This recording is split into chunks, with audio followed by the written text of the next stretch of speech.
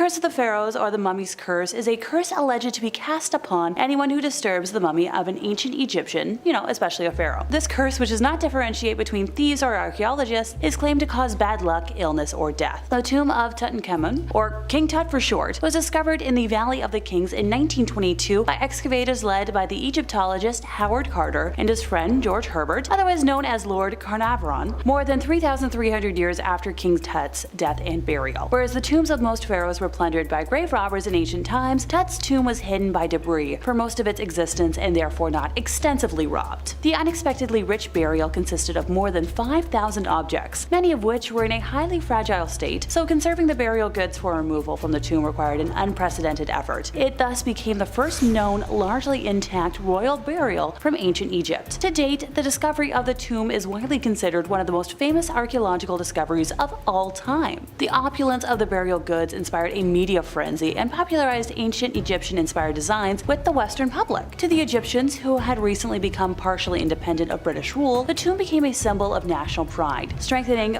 Pharaonism, a nationalist ideology that emphasized modern Egypt's ties to the ancient civilization, and creating friction between Egyptians and the British-led excavation team. Just 2 months after opening the tomb to the public, George Herbert was dead of red body fluid poisoning from a mosquito bite on his cheek. Several people, such as the author Marie Corelli and a psychic known as Cairo, claimed to have warned George of mortal peril before his death. Arthur Weigel, a former Egyptologist who served as the Daily Mail correspondent on the tomb, said he had observed George joking as he entered the tomb and remarked, "If he goes down in that spirit, I give him 6 weeks to live." George's son and heir, Henry, said that Cairo suffered a power outage at the moment of his father's death, and in England, his father's dog let out a howl and died at the same time. Another such story, recounted by those involved in the excavation, involved a canary that Howard Carter had bought at the beginning of the digging season. Initially, the Egyptian workmen regarded the bird as a sign of good luck, and when the tomb was discovered, they dubbed it the Tomb of the Bird. When a cobra entered Howard's house and ate the canary, the Egyptians then called it an ill omen, relating the intruding animal to Uraeus, the protective cobra emblem on the brow of King Tut's statues. When George A. Gold, who had visited the tomb, died the following May, his death was also attributed to the curse, as was that of Aubrey Herbert, George's half-brother, in September. Later additions to the list of cursed deaths included those of Mace in 1928, George's secretary Richard Berthel in 1929, and Weigel in 1934, along with Sir Archibald Douglas Reed, a radiologist who examined the mummy. And still for others, a slew of bad luck awaited them. Howard's friend, Sir Bruce Ingram, had his house burned down and later fled, thanks to a gift he was given that came from the tomb. Honestly, this is enough for me to never want to disturb a tomb in my lifetime, but let's move on and strengthen my argument. Number 4. Tamerlane. In June of 1941, Nikita Gerasimov, a Soviet scientist, wanted to dig up the conqueror Tamerlane to reconstruct his face. That was his kind of thing as a doctor. He pioneered the field of paleoanthropology, which is just a very scholarly way of saying reconstructing the dead. Hey, it's a lot better than what a lot of other doctors were specializing in at that time. Local residents and Muslim clergy tried to stop the excavations, but the expedition continued its work despite everything. Tash Mohammed Kariniyazov was the leader of the expedition, which, other than Mikhail, also included the writer and historian Sadrian Aini, the famous Orientalist A. Semenov, and M. Gerasimov, along with a young cinematographer by the name of Malik Kayumov. These excavations were mainly aimed to examine the human remains in the tombs and to prove that they belonged to Tamerlane and his closest relatives. The group first opened the tombs of Ulugh-Bek's son and then the tomb of Timur's sons, Miran-Shah and Shahrukh.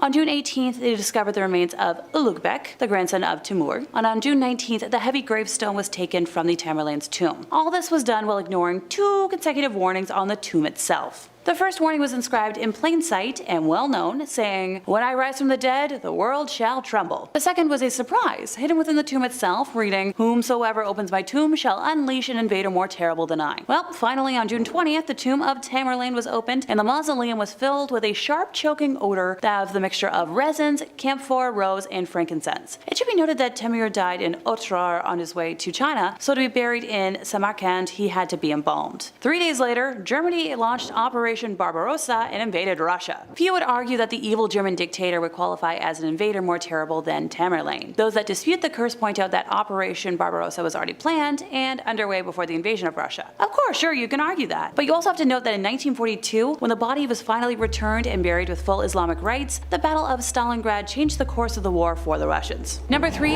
Casimir IV Jagiellon. I'm not even gonna try to pronounce that again. The first time was bad enough, so from here on out he will be referred to as King C for my ease of being. Poland has a bit of a broken and weird history as a nation, but one of their brightest eras came thanks in part to King C. Under his reign, he famously subdued the Teutonic Knights once and for all, and fought hard to retain the union between Poland and Lithuania, all the while recovering lost lands taken from previous kings. His efforts were largely successful, thus ranking him as one of Poland's most notable leaders. King C was eventually interred at Wawel Cathedral in Krakow. The tomb is a late Gothic masterpiece made from mainly red marble from Adnet, near Salzburg. It is composed of a sarcophagus, over which was sculpted a canopy and supported by ornate arches. The inside of the canopy was lined with limestone and includes a late Gothic crown. The nature of the sculpting of the crown and arches echoes the ornate carving of wooden altarpieces at the time. The arches are supported by marble pillars, the capitals of which feature biblical scenes. A full-length sculpted effigy of Casimir lies on top of the sarcophagus, and it's an unusual depiction. King C is presented as being in agony and is dressed in a clerical cloak only used at coronations. The sides of the sarcophagus bear the arms of King C's kingdoms and territories. In 1973, a group of archaeologists and researchers were eager to figure out more about the king's death nearly 500 years after his funeral, and they dug right in and opened it up like a Kinder egg. Unfortunately, things didn't go well for the excavation team. Unearthing the king under Wawel Chapel was easy enough, but it's the examination that started to claim so many lives. Even as it was in progress, those involved started to die from strokes and infections, and within days, 4 were dead.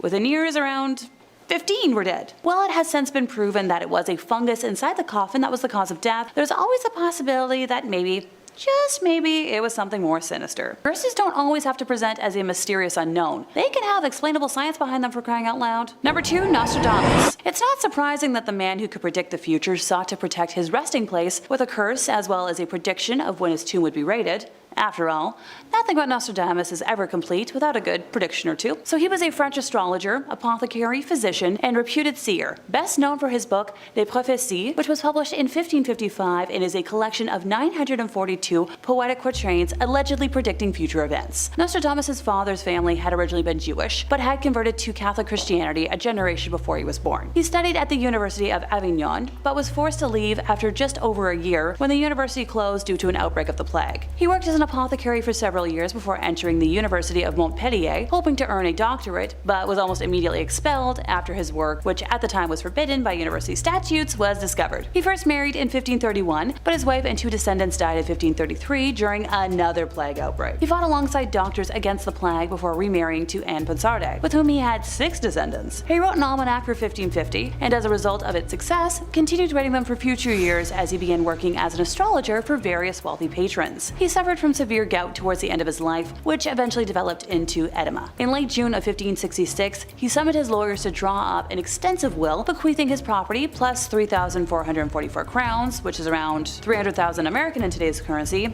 minus a few debts, to his wife pending her remarriage, in trust for her sons pending their 25th birthdays and her daughters pending their marriages. On the evening of July the 1st, he is alleged to have told his secretary, Jean de Chavigny, "You will not find me alive at sunrise." And what do you know? The next morning, he was reportedly found dead, lying on the floor next to his bed and a bench. He was buried in the local Franciscan chapel in Salon, but reinterred during the French Revolution in the Collégiale Saint-Laurent, where his tomb remains to this day. In a quintessential Nostradamus quatrain, he calls out whoever would dare disturb his tomb, "He who will open the tomb found, and will come to close it promptly, evil will come to him, and one will be unable to prove if it would be better to be a Breton or a Norman king." A report from York University goes into detail about what just kinda happened when the tomb of Nostradamus was disturbed in 1793. In the heart of the French Revolution, French soldiers went after the fabled tomb, ignoring the supposed rumor that whoever opens the tomb would be, killed. It's said that the soldier who opened the tomb found a sign around Nostradamus' neck that predicted the exact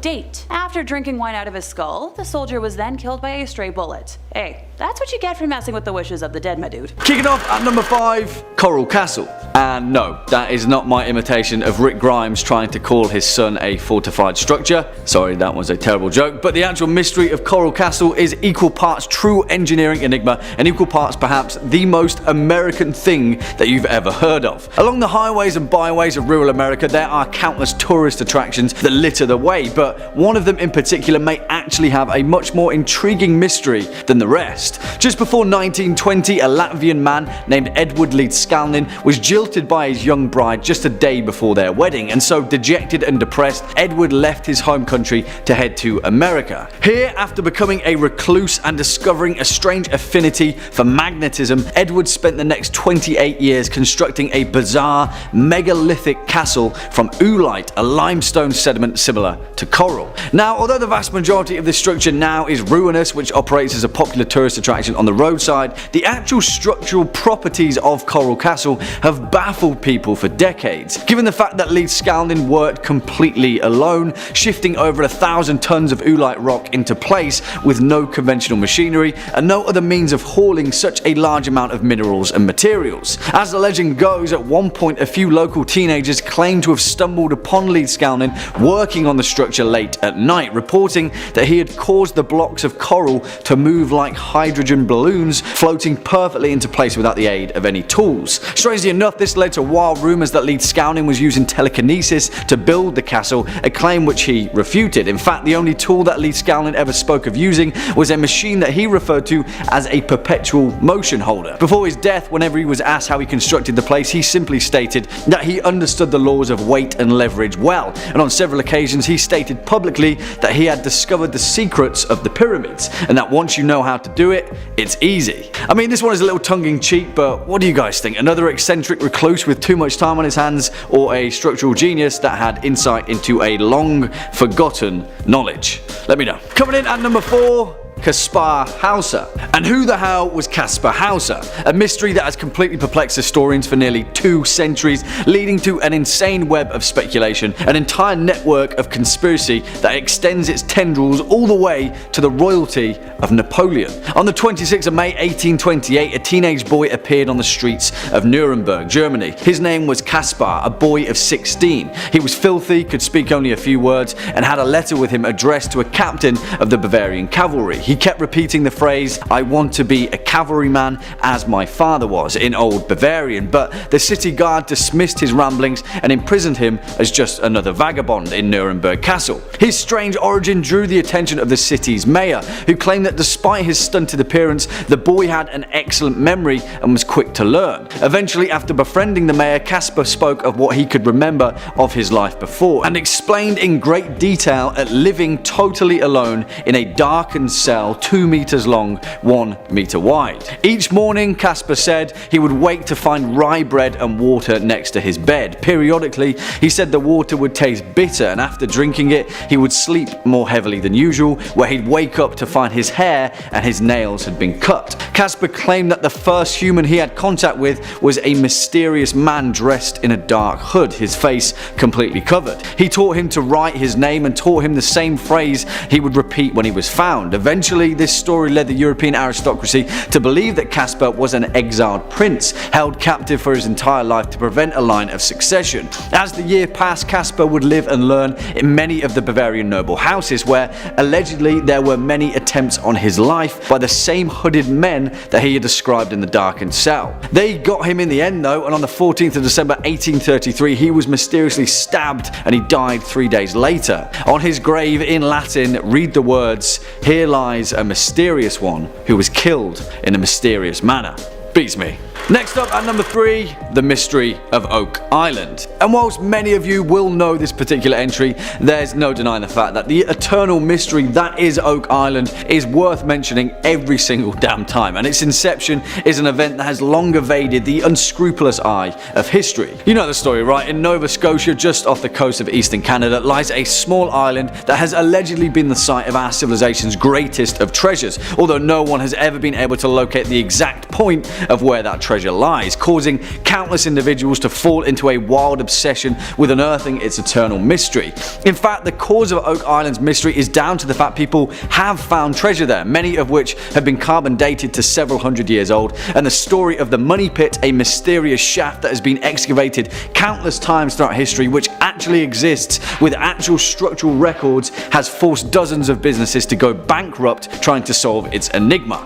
So here we are with our mystery. Who the hell built this place? Now, there are hundreds of theories as to who would have constructed such an intricate place to conceal their treasure, the most popular being Captain William Kidd, the pirate that sailed to North America in the late 1600s, burying his plunder there so no one else could find it. Another theory states that the pit was constructed to house none other than Mary Antoinette's jewels, who after the Parisian uprising at the Palace of Versailles gave her treasures to a lady in waiting, who then fled France and ended up in Nova Scotia, where using her royal connections contracted the French Navy to construct the Oak Island pit, making sure that the incredibly rare jewels of her queen would never be discovered. And strangely enough, there has actually been credible evidence for this theory recently in 2017, when a 500-year-old brooch was discovered containing a huge garnet similar to that of which Mary Antoinette was reported to often wear. I mean, we could talk about all of these theories for an entire video, but as so far as unsolved events in history go,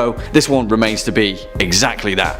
Swinging in at number 2, the Yonaguni Monument. Okay, where do we even begin with this one? Because if you've seen any of our Ancient Mystery series, then this one definitely deserves its place amongst their ilk. But the event that we're possibly alluding to in the case of the Yonaguni Monument may be a geological enigma that predates known civilization itself, involving an entire continent submerging deep beneath the ocean. Yeah, and whilst that may sound like a massive leap, let's just take a look at the strange properties of the Yonaguni Monument before we jump to any kind of conclusions. Off the coast of Japan, submerged beneath the southernmost Ryukyu Islands, lie a formation of potentially man-made monoliths, which has led to decades of debate as to the true nature of this strange geological formation. The monument itself consists of very fine sandstone and mudstone, with its main feature being a rectangular formation measuring about 90 feet tall and consisting of several other strange formations that seemingly don't make sense as to how they have been naturally formed. Now, despite this massive debate between the Yonaguni Monument being natural or man-made, perhaps the most mind-blowing theory comes from the renowned geologist Robert Schoch of Boston University, who states that the Yonaguni Monument is indeed most likely a natural formation, possibly used and modified by humans in the past before seemingly sliding away to the murky depths of the ocean during a geological event that occurred in ancient history. On the flip side, the geologist that discovered the monument, Masaaki Kimura, claimed that the structure was undoubtedly artificial, created by an ancient civilization at least 10,000 years ago, accurately carved and created before sliding into the ocean following unknown tectonic activity. Kimura also goes on to say that not only that, but he can also identify a nearby pyramid, castles, entire roads, other monuments, an entire stadium at the bottom of the ocean. Yeah, this one is quite something. What do you guys think? Let me know. And finally, coming in at our number 1 spot, the creation of Baalbek. Because, holy moly, if this one isn't one of the most mysterious unsolved events in history, I'm not entirely sure what is. Who the hell built Baalbek in Lebanon, the most mysterious ruins of the entire Roman Empire, a monumental, supposedly 2,000-year-old temple to the god Jupiter that sits atop 3 separate 1,000-ton stone blocks? To put it into perspective, the monoliths at Stonehenge weigh about 1/40th of that. Yeah, you heard that correctly. 1,000-ton stone blocks. And despite being the diligent record keepers that they were, there is no record of who ordered this temple to be built, how these monolithic stones were cut, why they were cut, or how they even came to be, and how the temple itself came to be abandoned, because for the most part, whoever built Baalbek just up and left. Now, there are many mythological and cultural legends as to the origins of Baalbek. Some say that Cain built it to hide away from the wrath of God. Others say that giants built it at the command of Nimrod, which would eventually become the Tower of Babel. In fact, in the Epic of Gilgamesh, some claim that the intergalactic landing pad alluded to in its tale was in itself Baalbek, a site constructed purely for the reception of ancient astronauts. In fact, though, the actual mystery of Baalbek resides more within its geographical location. What was the point in cutting such enormous rocks out in the middle of nowhere? Why was this temple even built where it was? And why would the Romans go to such great lengths to create a structure that wasn't efficient in location instead of next to a major city or a port? The Romans weren't exactly known for doing things without efficiency and purpose. That's what made them so successful, after all. In fact, Baalbek seems so out of character to have been built by the Romans that many scholars completely eschew any historical engineering correlation with them and simply state that the Romans never built Baalbek but discovered it and then added their iconic pillars to Jupiter and repurposed the ruins as their own kind of temple. Yeah, I'm stumped, guys. The construction of Baalbek, who made it, when they did, how they they did it and why they did it remains to be one of the most mysterious events in history. Kicking off at number 5, Stone Tongue. Which again is a pretty damn awesome name for a death metal band, right? But if you're a fan of this series, you'll already know that lists like these are literal golden skull mines for naming yourselves in all your death metal glory. So metalheads that are looking for a band name, take note, please. And also, thank me later. Anyway, Stone Tongue. Let's first cast our gaze back to 1991 in Northamptonshire, Britain, where archaeologists discovered a gruesome and even stranger mutilation that emerged from the remains of Roman Britain. Now, it's no hidden secret that Britain is littered with instances of intrigue from the Roman occupation of Britain, but this one in particular seemingly doesn't fit any sort of logic, or any of the many other mysteries of ancient Britain. At the bottom of a burial pit, buried beneath dozens of other bodies, archaeologists found the skeleton of a man whose tongue had apparently been amputated and instead replaced with a flat stone wedged into his mouth. The burial site at Stanwick near the River Nene dates back from between the 3rd or 4th centuries, where people in Roman Britain would have congregated in small farming communities. Now, it's certainly not rare to find makeshift burial pits in Roman Britain. In fact, they are a dime a dozen. But the strange thing was, this guy was buried at the bottom, face down. And not only was he buried face down, which would usually indicate some sort of fear of him by the community, but his tongue was cut out and replaced with a stone. As researchers noted, this was something that just hasn't ever been identified as a practice so far in archaeological records. There are no other known occurrences of this ever happening in Roman Britain, so far anyway. And the fact that this was on top of the matter of him being buried face down, well, who the hell was he? What was he doing? It is believed that the man would have been in his 30s at the time of his death, and one theory is that he had mental health issues and was actually responsible for severing his own tongue. Perhaps the tongue was the community symbolically making him whole again, but then why was he buried face down? Now, archaeologists are currently trying to correlate this practice to ancient Germanic laws, but its place in a small farming community in Roman Britain, yeah, that remains a complete and utter mystery. Swinging in at number 4, Katta Shabib. And I absolutely love this one, as well as pretty much all of the next few entries, because nothing gets my mind whirring quite like an ancient structure that no one knows what the hell it is, or what it was doing,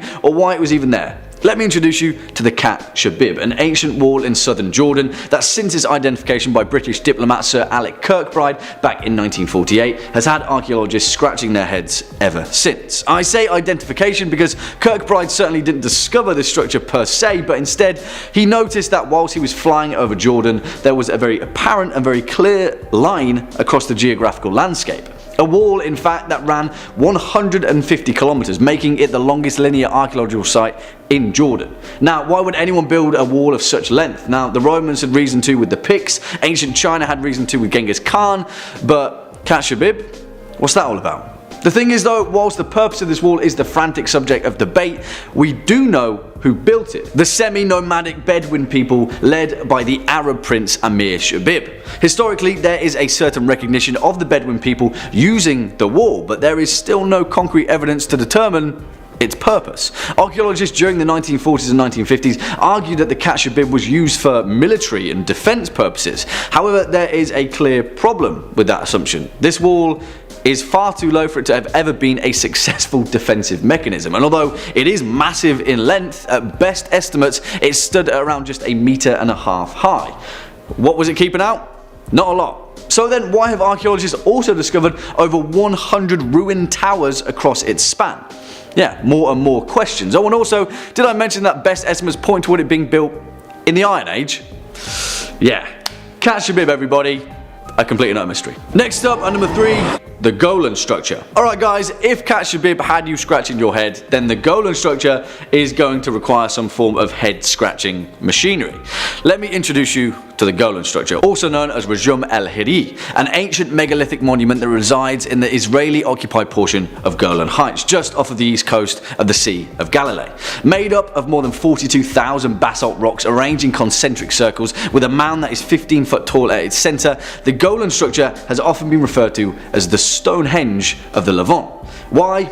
Well, of course, because it dates back to at least the early Bronze Age, to between 3000 and 2700 BCE. So what is it? Who built it? What purpose did it serve? Yeah, that'll be a we don't have a freaking clue on pretty much all of those points. The outermost wall of this structure is 520 feet in diameter and 8 feet high, and since archaeological excavations have thus far yielded very few material remains, most Israeli archaeologists believe that this site was certainly not of a defensive position or a residential quarter, but most likely, as the vast majority of these enigmas are, it was a ritual center. And not only that, but a ritual center that is possibly linked to the cult of the dead.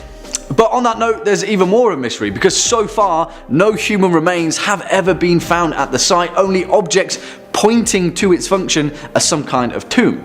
And also, hold on to your hats guys, because this is where it gets weirder. At the center of the Golan structure, the actual entrance to a tomb was discovered, one that during the June and December solstices, its axis is perfectly aligned with. Yeah. More questions, fewer answers. The thing is though, as its namesake as the Stonehenge of the Levant, no other structures of its kind have ever been discovered, which is even more of a head scratcher considering the fact that in ancient Britain as well as in South America, structures like this are pretty common. Some believe that its purpose was to worship Tammuz and Ishtar, the ancient Mesopotamian fertility gods. Others suggest that it was used by the Dakmas of the Zoroastrians to lay out their dead and let the birds remove the flesh from their bones. Some say that it was a calendar or a site to observe the constellations for religious calculations. Maybe it was all of these things at some point in time, but as it remains, we may never know. Coming in at number 2, the Great Lakes Copper Mystery. Oh boy, here we go. If you're not already feeling perplexed at the mysteries of the ancient world, then I'm fairly certain that this one will knock your metaphorical socks off. In the wilds of Michigan's Isle Royale National Park, it remains a beautiful and remote location, but thousands of years ago, the island was home to a thriving mining industry. Yes, mining. The rich veins of copper that ripple through the site's bedrock certainly drew the attention of the early Native Americans, and the fact that they diligently used this ore to make tools and jewelry is evident still. But the actual extent of their operation remains a complete and utter mystery. Why? Well, because around 6,500 years ago, there is clear and startling evidence to suggest that roughly 500,000 tons of copper was mined from the land. 500,000 tons of copper, which simply put, is a staggering amount. Now, the copper culture complex is an astounding feat of ancient civilization regardless, but here is where our mystery takes another turn. You know why? Because Michigan copper is some of the purest copper on the planet.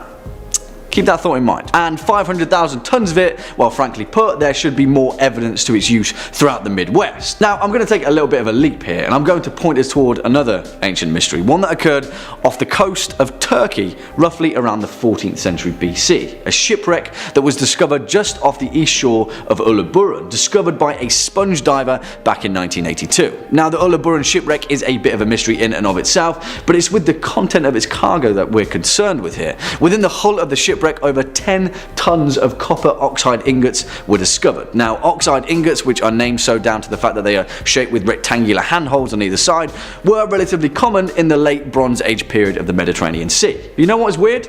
Testing on these ingots later discovered that they were extraordinarily pure for others of its kind. In fact, more than 99.5% pure. The oxides themselves were brittle blister copper with voids and slag bits that only occur when multiple pourings were made outdoors over wood fires.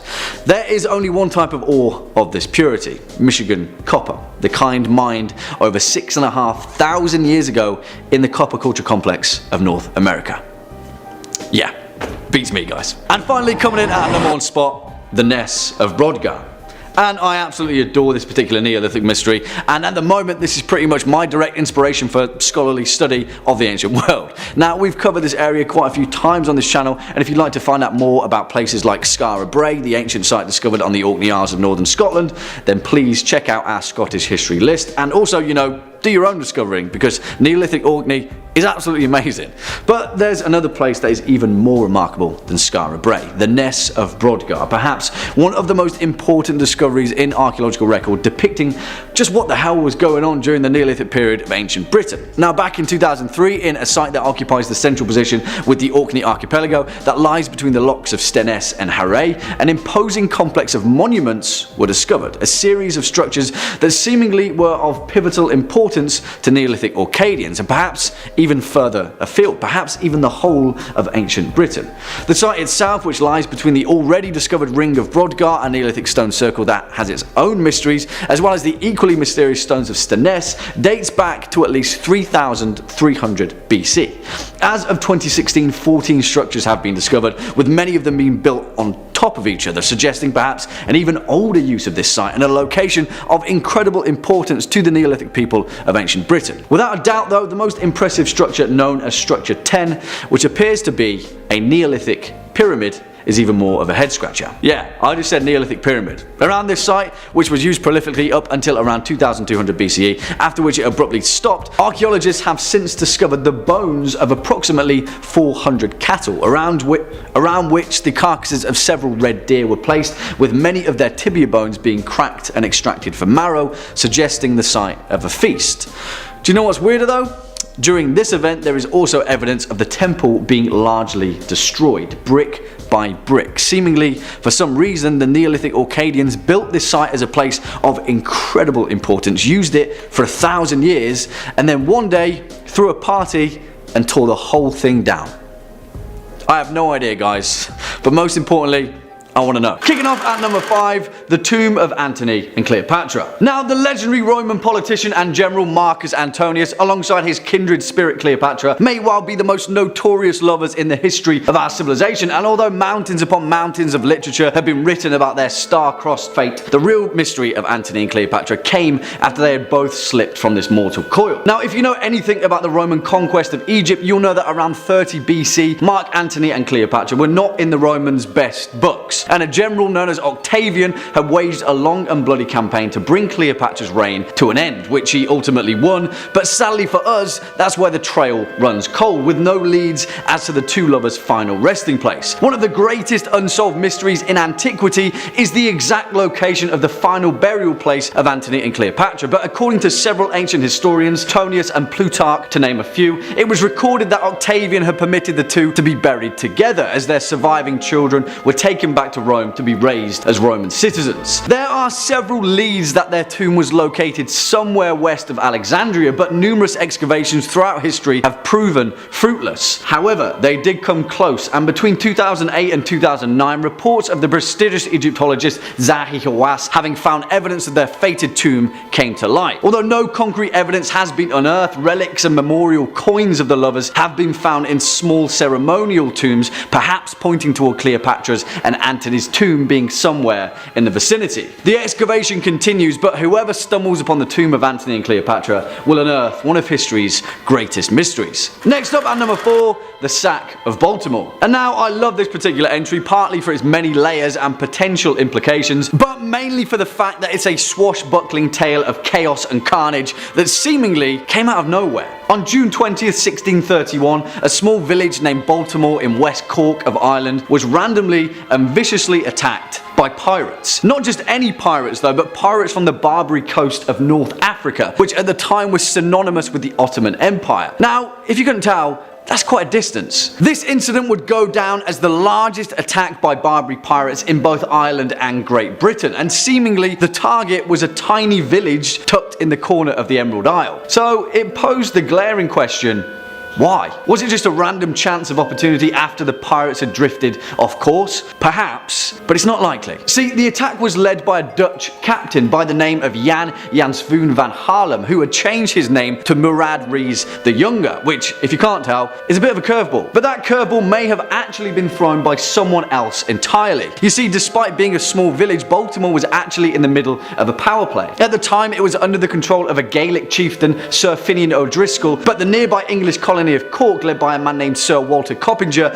also had Baltimore in his sights. History is unclear as to who pulled which string, but all signs point toward the bizarre pirate attack being orchestrated by someone else entirely, in the hopes of seizing power away from O'Driscoll. In fact, several texts have even suggested that O'Driscoll's own relatives may have orchestrated the move, as they'd been exiled to Spain following defeat at the Battle of Kinsale. Whoever did it overestimated the bloodthirst of the Barbary pirates though, because following following the raid, Baltimore was virtually deserted for several generations. The best laid plans of mice and men, yeah, you know what they say. Coming up next at number 3, St. John's Dance. And you may have heard mention of this one before, but perhaps not in this context. You see, it's important that we note that in modern times, St. John's Dance or St. Vitus's Dance is a terrible disease also known as Sydenham's chorea that affects the nervous system and results in a series of hysterical jerking movements of the limbs often exhibited in young children. Generally speaking, it isn't infectious, but that doesn't figure to explain the countless records of mass hysterical dancing that occurred throughout history, of literally thousands of people across Europe being afflicted by a manic need to dance. The earliest known outbreak occurred in the 7th century and was primarily thought to occur during times of intense hardship, particularly affecting the peasant and working classes. So what? You're a peasant in Dark Age Europe and all of a sudden you just start dancing and can't stop, somehow infecting the rest of your village, town or city until there's a horde of people doing the exact same thing, potentially collapsing from exhaustion or dying from a heart attack. Well, yeah, because that's exactly what happened. One of the most well-documented cases was in 1518 in the Austrian city of Strasbourg, where a woman named Frau Troffia began dancing in the streets, and within a month 400 people had joined her. Yeah, she danced for a month and loads of people died. Now there are many theories on the true explanation of St. John's Dance, and scholars still argue as to whether it truly was a real contagious disease or merely a social phenomenon. One of those theories suggests a particular fungi had infected their crops, and another suggests that it was all a misunderstanding and St. John's Dance was actually the practice of some secretive European cult. Yeah. Beats me, guys. Swinging in at number 2, the remains of Richard III. And this one, strangely enough, is the perfect blend of ancient mystery and potentially contemporary unexplainable intrigue. Because that's exactly what you all came for, right? Also, I mean, this one is already pretty much solved, but it's in the details where its mystery truly shines. We all know Richard III, right? A horse, my kingdom for a horse. But well, apparently this woman, Scottish author and historian Philippa Langley, knew him a little bit better than anyone else did. Now, it's important to note that history had long forgotten the final resting place of Richard III, the last Plantagenet king of England, and after his defeat at the Battle of Bosworth, his remains were scattered to the winds of history. After all, history is written by the winners. Well, let's fast forward to modern times when in September 2012, Philippa Langley led an excavation of a car park in Leicester city centre. A few signs pointed toward it potentially being the ruined remains of Greyfriars Church, but in the words of Langley, she had a strange feeling, one that she couldn't quite place, and something was telling her that Richard III was buried beneath that very car park. Now, the dig team was on a very tight budget and only had one chance at excavating a tiny portion of the car park. And guess what? The exact place that Philippa Langley had a strange feeling about turned out to be the final resting place of Richard III's remains. And not only that, but the parking space that he was buried beneath was marked with a large painted R on the tarmac, used to signify a reserved parking space. I mean, all of this can be explained away, right? Eventually someone would have found the remains of the dead king, but you can't deny the fact that the strange cosmic coincidence that led Langley to his final resting place is much more mysterious than a dead English king in a car park. And finally, coming in at a number 1 spot, the Tunguska event. And I absolutely love this entry for its cosmic significance alone and the potential warning sign that we should all be very wary of. Let's head on over to remote Siberia, where on the bright summer morning of the 30th of June 1908, a massive impact explosion, the likes of which has never before been seen in human history, completely flattened a remote area of the Siberian wilderness, covering over 2,000 square kilometers of isolated forest. As far as we know, no one was caught in the blast, but if they were, they would have certainly been obliterated by a shockwave 1,000 times greater than that of the Hiroshima atomic bomb. The Tunguska explosion completely flattened over 80 million trees in its blast radius, rupturing their roots like grass to a lawnmower. 50 or so miles away, those native to the region were knocked flat on their feet by the blast, windows shattered and buildings subsided. For all intents and purposes, it was the result of an unimaginable power. And if Tunguska had occurred over a metropolitan area, an entire city would have likely been flattened. So, what was it? Well, the leading scientific consensus is that the explosion of the Tunguska event was caused by the impact of a small asteroid, one that had possibly burned up in Earth's atmosphere and then produced a shockwave that resulted in the aforementioned cataclysm. However, not everyone buys that hypothesis, and many other researchers and scientists have proposed the Tunguska event being the result of a leak of natural gas from deep within the Earth's crust that became ignited by a storm and resulted in the Tunguska hellfire. Most evidence, though, points towards Tunguska being the result of an asteroid asteroid, albeit one that luckily somehow missed the vast majority of our entire populated planet. It's also important to note that researchers believe Tunguska to be the result of a small asteroid, which is a terrifying thought in itself. It poses an incredibly important question: how would our history have been shaped if the Tunguska event occurred somewhere else? What if its intended target had changed? And more importantly, are we prepared if it ever happens again? Number 5. Timur the Conqueror. Timur the Conqueror was a 14th century conqueror and founder of the Timurid Empire. And according to the legend's inscriptions on his tomb, there was a warning of calamity for anyone who dares disturb his remains. And I would also just take this moment as a general rule of thumb: you shouldn't disturb anyone's tomb. Anyone at all. It doesn't matter if they were a famous conqueror or just like a milkman or something, you know? But definitely don't disturb famous conquerors who have ancient curses placed upon them. Mikhail Gerasimov was a Soviet scientist and wanted to dig up the conqueror, not for personal gain or to rob his tomb for loot, but rather to reconstruct his face, as he was a pioneer of paleoanthropology, which is a very fancy schmancy word for reconstructing the dead, making 3D models of their faces and stuff, so we have an idea of what historical figures look like. It's really cool tech. Now, it should be stated, several religious leaders in Uzbekistan warned him against digging up Timur. There was 2 consecutive warnings in the tomb itself. The first, plain sight, said, "When I rise from the dead, the world shall tremble." Now that probably should have been enough to discourage the trick, but if you keep pushing forward, the second inscription read, "Whomever opens my tomb shall unleash an invader more terrible than I." Well, who's gonna take that seriously? Well, 3 days after the excavation of Timur's tomb, a certain troublesome Austrian failed art student and a certain group of German National Socialists invaded Russia in Operation Barbarossa, which I think we could make a strong argument was a more terrible invader. In 1942, Timur's body was returned and buried with proper Islamic rites, and the Battle of Stalingrad in the same year marked a major turning point for Russia in the course of World War II. Coincidence perhaps? Or was this evidence of an ancient curse being reversed?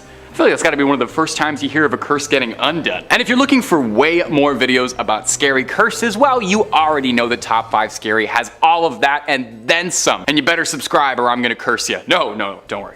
No curses at all, just a little joke. But do make sure you hit subscribe, ring that little bell so you don't miss any of our videos, but if you'd be so kind, do it at the end of this video, because I got 4 more cursed tombs coming up for you right now. Number 3, Taira no Masakado. We're headed out to Japan for our next entry on this list. The number 3 entry is going to be the grave of Taira no Masakado, whom is attributed as being Japan's first samurai. Tom Cruise being the last samurai, of course, and the identity of all the samurais in between that, totally unknown, lost to history. Now, the story of Taira no Masakado is absolutely fascinating, especially if you love Japanese history. He was a samurai who rebelled against the central government in 10th century Japan. He claimed the title of new emperor and led a revolt in the Kanto region. Masakado's rebellion was eventually suppressed and he did fall in battle. But his legend grew over time and he became revered as a folk hero and a symbol of resistance. Masakado's story embodies the struggle against oppressive rule and the enduring spirit of the Japanese people. And enduring spirit, that might have a few more meanings. When the Ministry of Finance burned down during an earthquake in 1923, the at the time superstitious Japanese emperor blamed Masakado, who had been dead for 1,000 years at this point, so probably not directly involved, but a ghostly curse maybe. The grave superstition actually extended outside of Japan. When the US was occupying Japan in 1945, they refused to go anywhere near Masakado's final resting place. A bank was erected where the shrine was, and a few years after it was built, the branch declared bankruptcy, funny enough. In a last-ditch attempt to save their bank and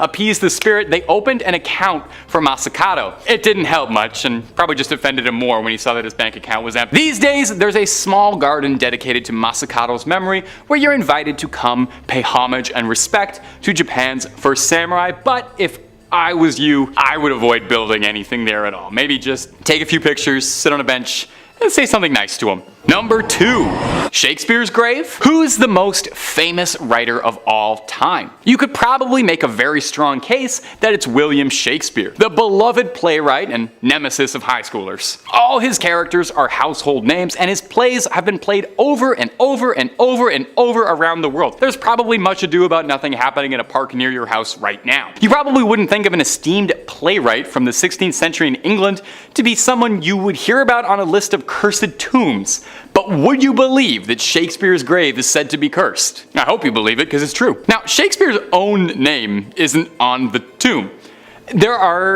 Shakespeare's own name isn't on the tomb, according to Reuters, but the inscription on his grave definitely bears mentioning. Good friend, for Jesus' sake forbear to dig the dust enclosed here. Blessed be the man that spares these stones, and cursed be he that moves my bones. Thank you. I did Statford for a few years. Yeah, thank you. It's no big deal. It's no big deal, guys. The warning worked. Buildings constructing repairs in 2008 went out of their way to avoid the gravesite at all, but not everyone would heed the bard's curse. According to an archaeologist, Kevin Coles, there is reason to believe that at some point in time, for unknown reasons, somebody dug up Shakespeare and took his skull. Alas, poor Shakespeare. I knew him well. That was from Hamlet. That's one of the plays that he wrote. There's been a lot of debate and wonder even why Shakespeare's name isn't inscripted on the grave. He's the only grave in the plot without a name, and he's a particularly famous grave. There are some who suspect that Shakespeare himself wrote the epitaph, which is pretty funny and in line with him, I think. But I don't know if that's entirely true, mostly because the epitaph was very, very easy to understand, and I didn't need to translate it on the bottom of the page like most of Shakespeare's work. Bait Sher Arim, Israel. You know, I joke around the office that it can be pretty tricky writing top 5 scary videos sometimes. Because of all the channels that we have, there's not a lot of new developments in the world of scary. You know? There's not a lot of new ancient folklore, there's not a lot of new haunted places, and there's not a lot of new cursed tombs being made. Well, they're not being made, they should be.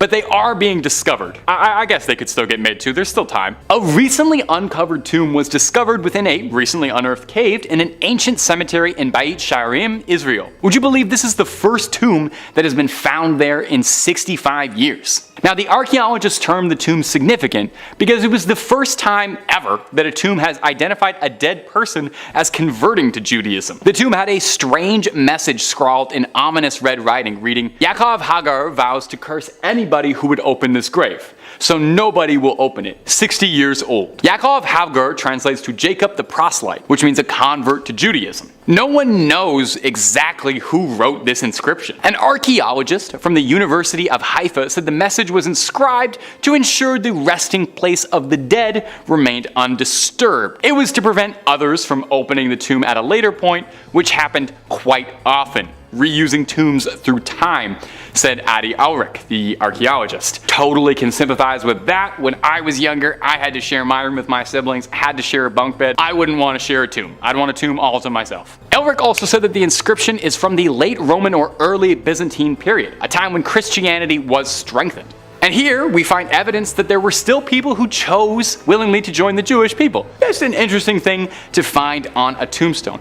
And currently, as of this writing, it has yet to curse anyone too much, but also they didn't disturb it too much. So let's just hope they keep some of those stones where they are and they can keep those curses underground. Number 5. The Pyramids and the Sphinx. Famed for giving out riddles to passers-by and would-be kings and keeping even more secrets for itself, the Sphinx and the Great Pyramids of Giza aren't just one of the best tourist destinations in the world, they're a source of never-ending speculation. Were they crafted by aliens? Are there hidden secrets lying within the Sphinx that we don't know about? Almost certainly. Let's dissect them a bit. So the Sphinx, if you haven't heard of it, this is your first time hearing about it. It's one of the 7 wonders of the world or something, but this might be the first time. It's a massive limestone statue with a lion's body, and let's be real, it's a nice one at that. And the head of a human. Was it always a human's face? There's some speculation and discussion about that. Some researchers have proposed that originally the Sphinx was a monument to the jackal god Anubis, and that his face was refitted at some point in the image of Amenhotep II, a pharaoh from around that era. Now, the purpose and origin remains a point of contention to Egyptologists. What was the Sphinx built for? Is it a tomb? A monument? Just something to take photos of? Some people even speculated that the Sphinx is older than Egypt even. A tomb?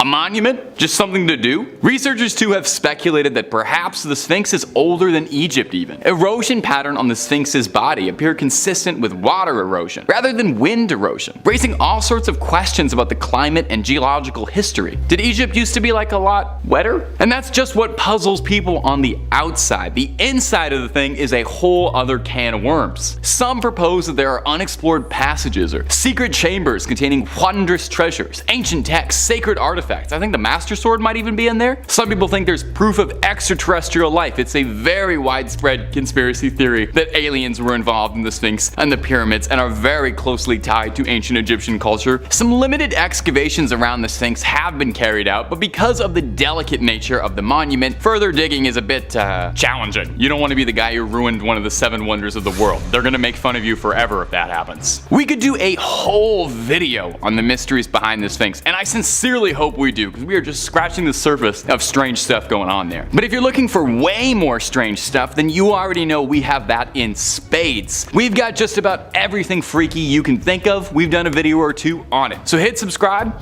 Please hit that little bell as well so you make sure to get our videos up to date. Don't miss a single scream, but do that at the end of this video because I got 4 more unsolved mysteries for you coming up right now. Number 4, the Voynich manuscript. The manuscript is one of my personal favorite unsolved mysteries out there just for how sheer little we know about it. We have nothing. It's kind of a choose your own adventure for mysteries. Is it aliens? Demons? A really convoluted historical prank? If you don't know, the Voynich manuscript is a strange document written in a handwritten text filled with bizarre illustrations. No one's been able to make sense of it, primarily because it's written in a language that has never been seen elsewhere in human history. It was named after Wilfrid Voynich, the Polish antiquarian who purchased it in 1912, although its ownership has passed through many hands. So what was it written for, and by who? These are the questions we've been asking, and we're probably going to keep asking over and over. The manuscript is about 240 pages, containing illustrations of plants, astronomical diagrams, humanoid figures, and other strange objects. Despite countless attempts by cryptographers, no one's been able to crack the code just yet. Some speculation has been made that it could be a biology textbook in an encoded language. Some people think it could be the scrawlings of a brilliant alchemist, magic and spell casting we couldn't possibly hope to understand. Some say it's from a forgotten civilization, while others have said maybe it's all just a load of nonsense and it's just made by someone who had too much time on their hands and a vengeance against historians who wanted to prank them for centuries. The book is thought to have come from anywhere between the 15th century and the 17th century. We don't even know when this thing was written. Like I said, we know next to nothing about it. Now, if you're feeling clever and inspired, you can find a PDF of the Voynich manuscript as a free download pretty easily. Who knows? You might be the one to finally crack this case. But hey, don't be frustrated if you end up falling down a conspiracy rabbit hole many before you have tried. I looked through a few of these pages and it took me 30 seconds before I was looking like Charlie from Always Sunny at the conspiracy wall, all that red tape and stuff. Number 2,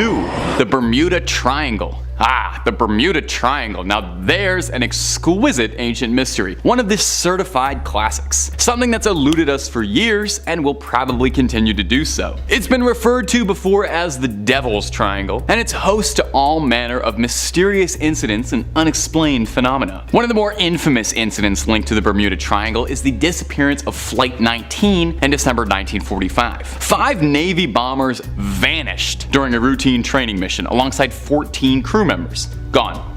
Zilch. There was an extensive search effort, but nothing was ever found. Not so much as a bolt off the hull, a boot fished up, a hat, nothing. It was as if they were swallowed up by the void. Naturally, people went a bit wild with theories on this one. Anything from aliens, electromagnetic anomalies, alternate realities, no clipping into the back room. You know, pretty serious academic stuff. But it's bizarre. Another particularly good Bermuda baffler for you is the case of the USS Cyclops. In March 1918, the 542-foot-long cargo ship carrying over 300 crew members vanished during its voyage from Barbados. No wreckage, no survivors ever found. Certainly you would think a ship that big with that many people would leave behind a little bit of evidence, right? What happened? Were they swallowed up by the very seas themselves, pulled to Davy Jones's locker by the Kraken? Or are they somewhere we can't reach them, in a place between worlds and time? The region is known for all sorts of weird stuff too, involving electronic malfunctions and compass deviations. It makes it seem like there is just something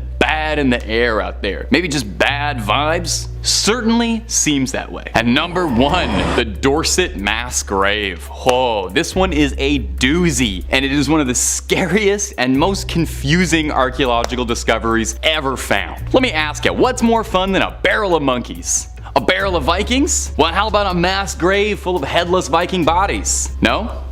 Well, you and I find different things fun, I suppose. Way back in the yesteryear of 2008, a group of archaeologists were on a fairly routine digging operation in Dorset, a quaint little seaside town in England. They were supervising a digging operation to improve local roads and were on set to see if there was anything of note to find, you know, if they came across an old coin or an old arrowhead or something you could stuff in a museum case. For the first few days of the job, there wasn't anything particularly noteworthy discovered until they came across the mass pile of 54 entangled Viking corpses, all missing their heads. I guess they thought that was probably kind of interesting. If it was just a bunch of headless Viking bodies, that'd be one thing. But the mass grave was wrapped in confusing details. Their skulls were missing, but as well their rib cages, arms, and leg bones were all scattered around, this is disgusting, surrounded by discarded teeth. No clothes or weaponry was recovered. So what in the Allfather's name happened here? Because absolutely nothing I can imagine is pleasant. Sounds like Vikings opened up a portal to hell, went really wild with it. The teeth found around the grave had all been filed down neatly, which is very interesting. Now, it goes without saying that Viking dental surgery could not have been painless, meaning the process had to be excruciating, suggesting it was either done by a very careful tormentor or done to themselves to intimidate their opponents to show just how gritty they are. I actually don't know which of those two are preferable. They actually both sound pretty horrible. Now, as good as my theory about a bunch of Vikings opening up a portal to hell and being offered as a sacrifice is, archaeologists had some different ideas. They theorized that by looking at the wound patterns on the ribs and torso, they were surgical precise blows, which wasn't really the kind of thing you'd expect from a rabid Viking warrior flailing around a sword in a brawl. The archaeologists thought that these men were either offered up as part of a horrifyingly sadistic ritual, or it was a big time mass sentencing where everybody was sentenced to the death. Explains too where all the weapons and gear had gone. These men had been brought here from somewhere else and then left here for a long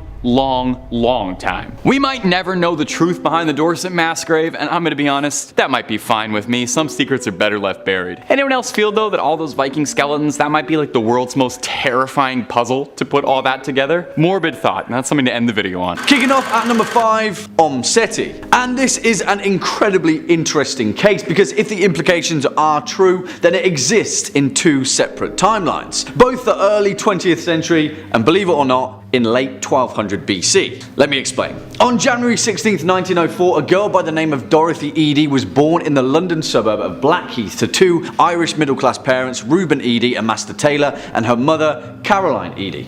At the age of 3, Dorothy suffered a terrible fall from a flight of stairs that by all rights should have killed her, but after she had recovered in hospital, in the years that followed, she started to exhibit strange behaviours. She suddenly had developed a keen interest in ancient Egypt, and began talking in a strange, otherworldly accent. At Catholic school, she was thrown out for declaring her love for Osiris and her longing to return to what she referred to as the old religion. After being taken by her parents to the British Museum, she saw a photograph of the New Kingdom Temple and loudly declared, "This is my home, but where are all the trees? Where is the garden?" It turned out that the photograph was the temple of Seti I, the father of Ramses the Great. Dorothy became transfixed with the museum and would visit every day, claiming that she was back amongst her peoples. In her later life, she would become heavily involved in the study of Egyptology, where she moved to Cairo and changed her name to Seti. This is where it gets crazy, because she then claimed that over a 12-month period, she was visited by an apparition known as Hor-Ra. In perfect hieroglyphics, she wrote a 70-page text dictating her former life as a priestess at the Temple of Seti. And despite pretty much every attempt to trip her up, her story was terrifyingly accurate. So much so that the garden that she claimed existed as a child turned out actually did. She led archaeologists to a site in the temple ruins, and excavations uncovered a garden that perfectly matched her descriptions. Pretty spooky, right? Next up at number 4, the Antikythera mechanism. If you know anything about the legendary Antikythera mechanism, then you'll know that it's pretty much baffled scientists since its discovery way back in 1901. Now, it may look like some kind of weird piece of ancient metal, but the real kicker is that the Antikythera mechanism appears to be the first instance of an analog computer that, get this, potentially dates back to 200 BC. It was found amongst the wreckage retrieved off the coast of the Greek island Antikythera, and it is believed to have been designed and constructed by ancient Greek scientists. But what exactly were the ancient Greeks doing with a clockwork computer? Well, it appears that they may have been scanning the stars. The device itself is a series of complex clockwork mechanisms comprised of at least 30 meshing bronze gears. Now, detailed imaging of the mechanism suggests that it had 37 gear wheels that enabled it to follow the movements of the moon and sun throughout the zodiac and could predict eclipses to pinpoint accuracy and even model the irregular orbit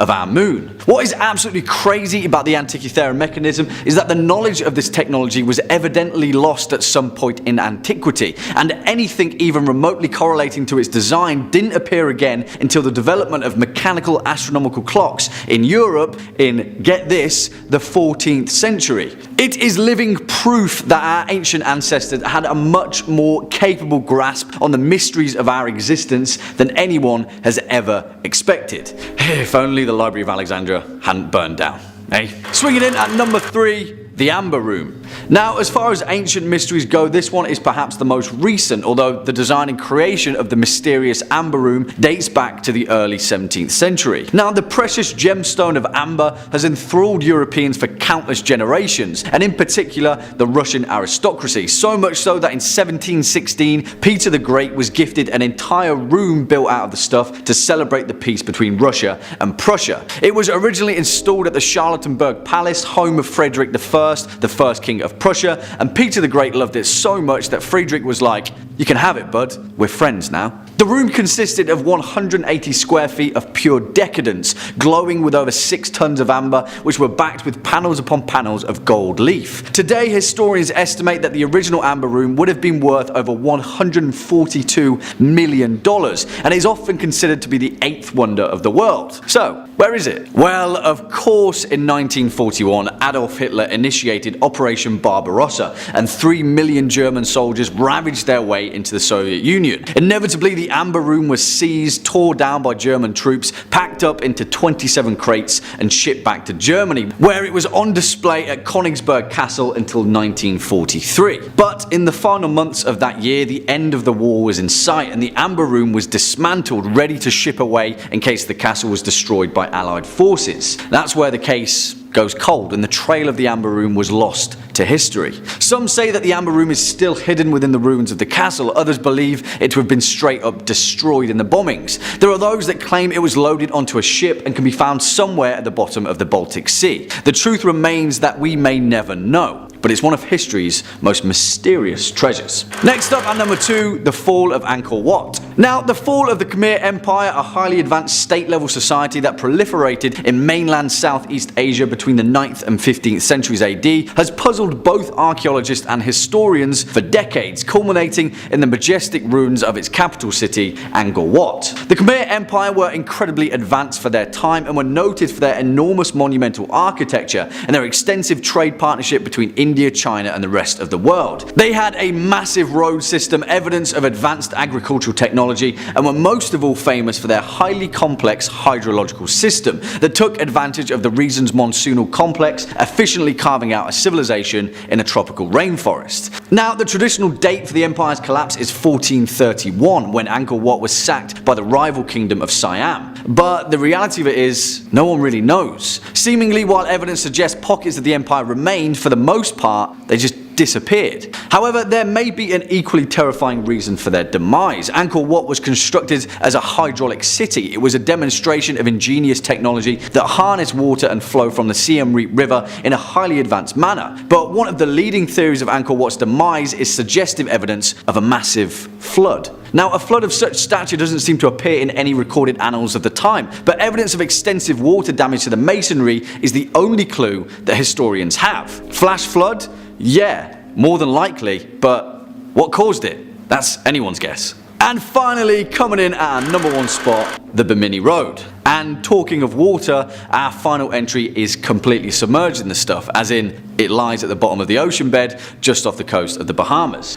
And what is it? Well, it's a road seemingly constructed from sub-rectangular limestone blocks that spans half a mile 18 feet below the water. Yeah, and what's it doing there? Well, you bet no one has a clue, as in really no one has any idea how it got there or even what it is, despite over 50 years of extensive research. The Bimini Road has been examined by geologists, archaeologists of all kind, anthropologists, marine engineers, pretty much anyone and everyone with any ancient underwater credibility, all of which have shrugged their shoulders at any reasonable explanation. Well, first off, how old is it?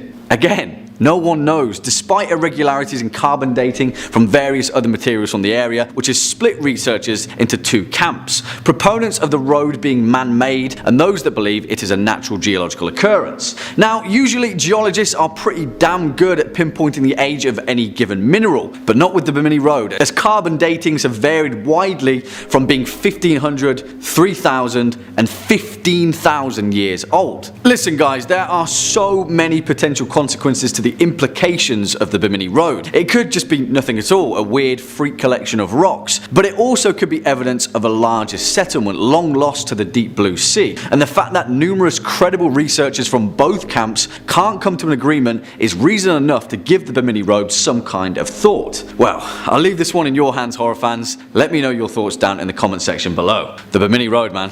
What is it? Kicking off at number 5, the Lost Roman Legion. A mystery that has baffled Roman historians for eons. The Legio IX Hispania, or the 9th Legion, also commonly known as the Lost Legion, was one of the most renowned fighting forces of the Roman Empire that existed from the 1st century BC until at least 120 AD. They collected countless battles and victories across the Empire's influence, participating in the Siege of Asculum in 90 BC, as well as fighting ferociously beside Mark Antony in the Battle of Actium. Following the assassination of Caesar, they were one of the Senate's most powerful military tools and battled the Cantabrians of Spain as well as the Germanic tribes of the Rhine borderlands. And after that, their successes led them to Britain, where they participated in the Roman invasion led by Emperor Claudius, and it is thought that they were stationed there all the way until 120 AD.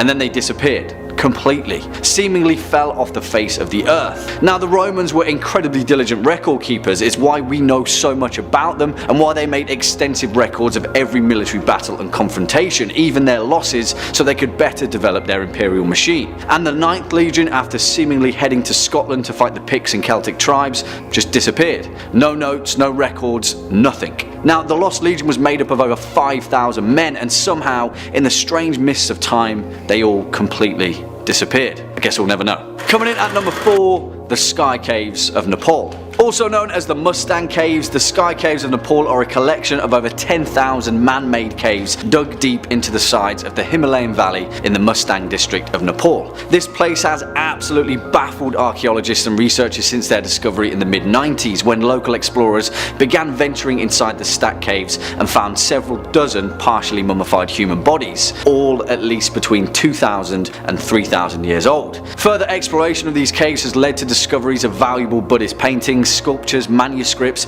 and numerous ancient artifacts that is thought to belong to the 12th and 14th century. But the fact that the Sky Caves seem to predate them by over at the least 2,000 years has offered no answer to the burning question: who built these caves and why? Since 1996, the Sky Caves of Nepal have been listed as a UNESCO tentative site, and the Mustang region was formerly known as the Kingdom of Lo until its annexation by Nepal at the end of the 18th century. This in turn made it a restricted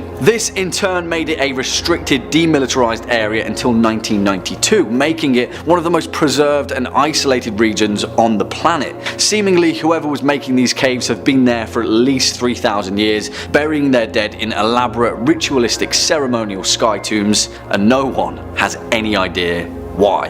Swinging in at number 3, the Ridgeway Hill Viking Burial Pit. And this one is so heavy metal that I have no idea. It could literally make up the plot of a Clive Barker film. In September 2008, archaeologists from Oxford Archaeology began excavating along the route of the A354 when they discovered a burial pit on nearby Ridgeway Hill containing the bodies of what appeared to be 54 Viking mercenaries. And all of them were decapitated. Not only were they all decapitated though, but when their remains were discovered, it was found that they were all in relatively neat little piles. Their heads in one pile, their torsos in another, like some kind of ancient hunting grounds visitor attraction. Researchers are stumped about the Ridgeway Hill pit. There are no leading theories, and the vast majority of it just doesn't make sense. Carbon dating found that their remains dated back to between 970 and 1025 AD, and they were all of Scandinavian origin and carried the physiques of warriors. One leading theory is that the group was somehow ambushed by nearby villagers and ceremoniously slaughtered, but that makes zero sense and has no ties to the known ritualistic practices of the native Britons. Also, markings on the Vikings' bones show that the method of execution was a bizarre mix of crude and incredibly precise blows, and there was a total of 188 wounds visible on the skeletons, an average of 4 per Viking, one of which had the top of his skull sliced off, exposing his brain. Vampiric blood ritual, ancient cult sacrifice, I have no idea, but the Ridgeway Hill pit doesn't make any sense at all. Next up at number 2, Gobekli Tepe. And to be honest, I could talk about Gobekli Tepe all day, because what the hell is going down in that place, we'll maybe never know. Gobekli Tepe, which is Turkish for Potbelly Hill, is an ancient megalithic site that was evidently used for social ritualistic practices. Oh, and also, it dates back to the 10th millennium BC. At the least. Just look at this place and you'll understand exactly why this is so insanely baffling. During a time which most anthropologists agree we as humans were primitive hunter-gatherers. But nah, Gobekli Tepe seems to say otherwise, with the structure itself making up patterns of absolutely massive T-shaped stone pillars, more than 200 of them, which form around 20 separate circles and are currently the world's oldest known megaliths, older than Stonehenge. Do you know the kind of ingenuity it takes to build a structure like that? So during a time when mankind was seemingly roaming the plains hunting mammoths, we were actually building incomprehensibly vast structures. Klaus Schmidt, who was a leading German archaeologist, held the belief that Gobekli Tepe was a vastly important pilgrimage destination and a somewhat cathedral for a primitive cult of the dead. Though no tombs or graves have ever been found at the site, Schmidt believed that they remained to be discovered, hidden in niches located behind the temple walls. It's important to note that the vast majority of Gobekli Tepe is yet to be unearthed, and mainstream archaeology has primarily ignored this site. For all intents and purposes, it may be one of the most important ancient structures of our species. As Ian Hodder of Stanford University says, Gobekli Tepe changes everything. Number 5, an ancient fortress. Outside the old Inca capital of Cusco, a fortress called Sacsayhuaman is hanging out in the Peruvian Andes. Built from enormous stones that have been chiseled and stacked together like a jigsaw puzzle, some say this fortress could be the work of an ancient civilization that had help from interstellar friends. The 1,000-year-old interlocking fortress walls are made of rocks that weigh as much as 360 tons each, and which were carried more than 20 miles before being lifted and fit into place with laser-like precision. How an ancient culture accomplished such a feat of engineering is a fun little problem to solve. Turns out the Inca were as adept at building houses and fortified complexes as they were as watching the sky and keeping calendars. As a matter of fact, this fortress isn't the only example of this intricate masonry. Similar walls exist throughout the Inca Empire, including one in Cusco where a 12-angled stone has been carefully wedged into place. Something I'll bring up a lot today is that the marvels of ancient architecture just can't be explained by what we know about history. Sure, by modern standards some of it can be explained, but our technology had to evolve to that point first. The only way it can make sense in history is if we got help from a more advanced species.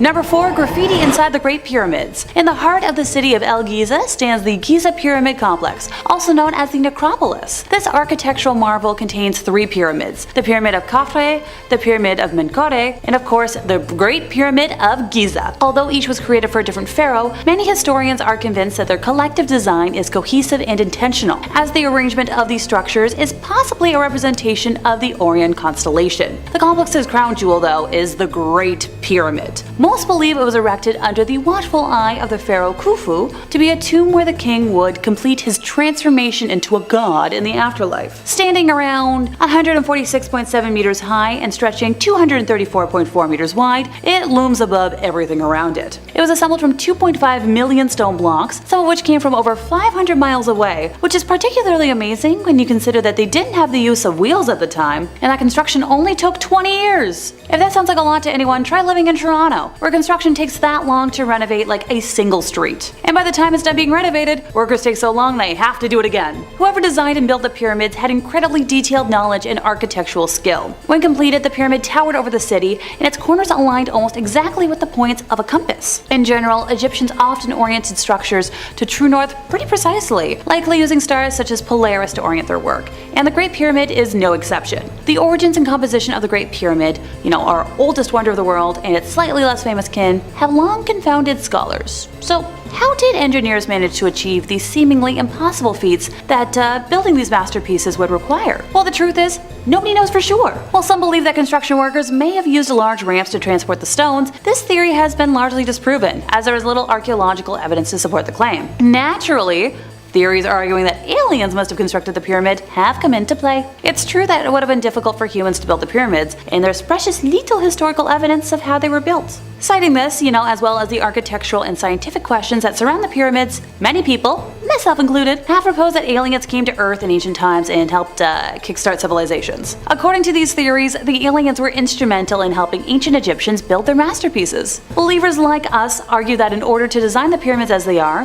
one would need a bird's eye view, the kind that can be provided from, say, a flying saucer. They also believe that in order to create an object that obeys the so-called golden ratio, a mathematical relationship based on the special number phi, the Egyptians would have needed help from outside sources. Hey look, the alien theory has persisted to the present day. In 2001, Russian scientist Dr. Viktor Ivanovich claimed that the KGB had found ancient alien remains inside of the Great Pyramid. Certainly the Great Pyramid's inner network of shafts, passageways, and chambers is so intricate that it's not hard to understand why people believed that some kind of divinity or superintelligence was involved. Also, the only hieroglyphs inside are graffiti, alleged to be left behind by those who worked on the structure as a signature, which only further supports my theory on the aliens only knowing that to communicate with us by. Like time capsules, the pyramids are physical symbols of ancient wisdom. Made of glittering gold limestone and always remaining around a cool 20 degrees centigrade inside, they provide glimpses of an ancient society that once neared the kind of technological intelligence we possess today. Hey, maybe in 2,000 years, historians will speculate about the extraterrestrial origins of our fallen civilization, and by then, they'll be able to consult actual aliens for help.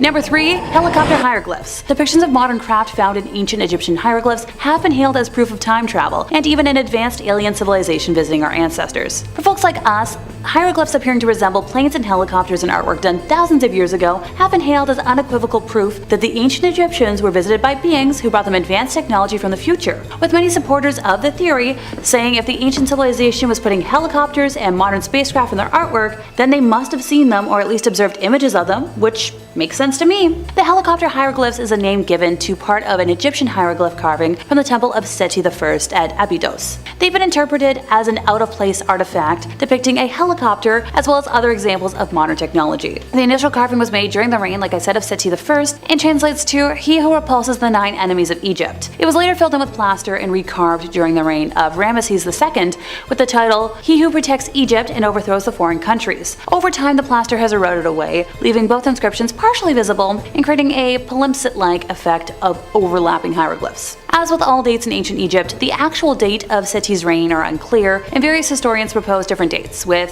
1294 BC to 1279 BC and 1290 BC to 1279 BC being the most commonly used by scholars today. Back to the hieroglyphs. So the 3,000-year-old hieroglyphs found in the temple are said to depict a helicopter, plane, and futuristic aircraft among the usual, insects, symbols, and snakes. One popular theory, known as the ancient aliens theory, is that the advanced race who brought details of futuristic technology to the Egyptians were visitors from a far-flung, highly advanced planet, visiting to share their knowledge with the primitive communities here on Earth. The beliefs claim that these extraterrestrials were the ones behind the development of the pyramids, Stonehenge, and other famous monuments. And this wasn't the first, nor the last time I will be talking about that today. Steve Mera is a UFOologist who tours the country giving talks on the research he conducts. And at UFO conferences, he produces the helicopter hieroglyphs as part of the debate. During one specific talk in Warminster, Wiltshire, he pointed out the helicopter, describing how it has what looks like a rotor blade and a rudder, also possibly a wing. Look, they had to have the visual from somewhere. Just saying. Number 2, Stonehenge. So the mystery of Stonehenge has baffled historians for centuries. One of the never-ending questions about the ancient site is whether or not it contains hieroglyphics. And in 2015, a scientific paper was published by a mathematician, Dr. A.E. Zlobin, in the form of a diary. He discovered ancient Egyptian hieroglyphs in Stonehenge and determined the site as the solar Egyptian temple of the god Atum. However, there are several other theories that suggest that the site may have used to record messages or stories. One theory suggests that the stones themselves may have been carved with hieroglyphics, and that theory is based on the fact that many other sites, such as the pyramids of Egypt, were also decorated with such writing. Another theory suggests that the stones may have been used as a giant sundial, with the hieroglyphics acting as a way to record the movements of the sun. So this theory is supported by the fact that Stonehenge is aligned with the movements of the sun and moon. Whatever the true purpose of it is, it's clear that the site was of great importance to the ancient people who built it. Speaking of which, who built that thing, and why did they build it? Nabta Playa, as it is now known, is not easily accessible. It is thought that the stones are among the oldest astronomical alignments of megaliths in the world, and were built by a nomadic society in the early centuries of Stonehenge, and it's possible that they were built by an ancient civilization. Also, the tomb nearby was also only filled with only cattle bones, which is really unusual. My theory, and ergo why it made today's list, is that the anomalies point more towards alien advanced communication instead of isolated humans. Also, there haven't really been signs of human life, only cattle like I mentioned before, which supports my theory, and not to sound like a broken record today, but if there's something I can't leave out, where there are hieroglyphs, there are things we as humans can't explain. It furthers my theory that one of the languages aliens can communicate with, and the reason they don't visit more now compared to in history, is because of how much we no longer communicate with them, now that it's not a regularly used language. Stonehenge is thought to have been formed between the ancient Neolithic and Bronze Ages, while the pyramids are thought to have formed during the Iron Age. For those who need more precision, Stonehenge is thought to be around 3,100 years old, while the pyramids are thought to be around 4,500 years old. Just for reference. Number 1, an alien mummy. Another sign that excites supporters of the claim that ancient Egypt was visited by aliens is a mummy discovered in a small pyramid near Senusret II's pyramid. Now, the structure of its skeleton doesn't really resemble that of a human's body. It's a skeletal conundrum made up of perplexing features. So it's only 6 inches tall, but initial estimates of the age of the bones were consistent with someone in the single digits of age. But the face is what looks especially different. The long angular skull with slanted eye sockets and fewer than normal ribs, 10 pairs rather than the normal 12, only really deepen the mystery. The mummy was discovered by Dr. Victor Lubeck, a retired professor from the University of Pennsylvania. The remains were found surrounded by unusual objects that could not be identified. An anonymous source claimed that the mummy does not originate from Earth, and that it has greatly troubled Egyptian authorities, who want to keep it a secret. According to the source, in life the mummy served as an advisor to the pharaoh Osirunet. Governments refuse to admit the implications that such a discovery has for human history, but they still fail to provide the world with a significant explanation for it. When I tried to learn more about this mummy, most of the links and resources had randomly gone missing and weren't archived anywhere, which tends to be par for the course when the government wants to cover up the truth about anything to do with aliens. I swear one of these days I'm just gonna go missing, and the government will be to blame.